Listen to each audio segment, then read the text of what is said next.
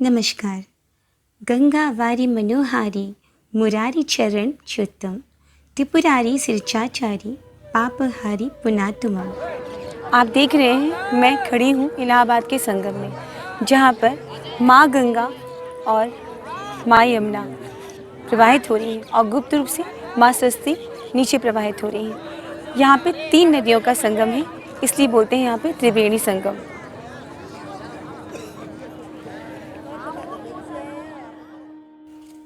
शास्त्रों में उल्लेख मिलता है कि रेवा तीरे तपा कुर्यात मरडम चांदवी तटे, अर्थात तपस्या करना हो तो नर्मदा के तट पर और शरीर त्यागना हो तो गंगा तट पर जाएं।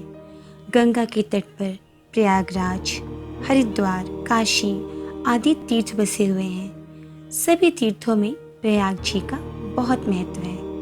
प्रयाग का अर्थ है बहुत बड़ा यज्ञ या वह स्थान जहाँ बहुत से यज्ञ हुए हों। पृथ्वी को बचाने के लिए भगवान ब्रह्मा जी ने यहाँ पर एक बहुत बड़ा यज्ञ किया था। इस यज्ञ में ब्रह्मा जी स्वयं पुरोहित, भगवान विष्णु यजमान और भगवान भोलेनाथ शिव शंकर इस यज्ञ के देवता बने थे। तब तीनों देवताओं ने अपनी शक्ति के द्वारा पृथ्वी के पाप के बोझ को हल्का करने के लिए एक वृक्ष उत्पन्न किया। यह एक बरगद का वृक्ष था। औरंगजेब ने इस वृक्ष को नष्ट करने के लिए बहुत प्रयास किए। इसे कटवाया, जलवाया गया, इनकी जड़ों में तेजाब डलवाया गया, पर वे यहाँ पर आज भी विद्यमान है। आज भी औरंगजेब के द्वारा जलाने के चिन्ह इनमें देखे जा सकते हैं। यह वट वृक्ष देवता आज भी अमर हैं। आप मेरे पीछे देख रहे हैं, यहाँ पे तेज प्रवाह जो हो रहा है वो गंगा जी का है और यहाँ यमुना जी है यहाँ पर, और नीचे गुप्त रूप से सरस्वती माता प्रवाहित हो रही हैं। तो गंगा जी जो हैं उनका पानी वाइट कलर का है और नीचे ये यमुना जी का पानी थोड़ा काला है। मैं गंगा जी, यमुना जी, सरस्वती जी को संगम के इस पतित पावन स्थान में प्रणाम करती हूँ। नमामि गंगे तव पाद पंकज सुरसुरे निविंदित दिव्य रूपम भक्ति च मुक्ति च ददासि नित्यम भवान सारेण सदा नारायणम। अर्थात हे गंगा जी, मैं देव व दैत्यों द्वारा पूजित आपके दिव्य पाद पद्मों में प्रणाम करती हूँ। आप मनुष्य को सदा उनके भावानुसार भोग एवं मोक्ष प्रदान करती हैं। महर्षि वाल्मीकि जी ने भी श्री गंगा अष्टकम में अपने शब्दों में कहा है, तव तीरे तरकोटांतर्गतो गंगे विहंगे वरम तव नीरे नरकांत कारिणी वरम मत्स्योत्वा कच्छपा। अर्थात महर्षि जी कहते हैं, हे गंगा जी, तुम्हारी तीरपुर स्थित तरुण के करकोटन में रहने वाला विहंग बनना वरदायी है। हे नरक का अंत करने वाली, तुम्हारे जल में मछली और कछुआ बनकर रहना भी वरदायी है। भगवान विष्णु के यहाँ 12 स्वरूप विद्यमान हैं, जिन्हें द्वादश माधव कहा जाता है। त्रिवेणी संगम में प्रत्येक 12 वर्ष में कुंभ मेला लगता है। जय माँ सरस्वती। सरस्वती च तां नमामि वागीधी क्षणं देवतां देवतं प्रतिपघन्ते यदनुहकृतो जना।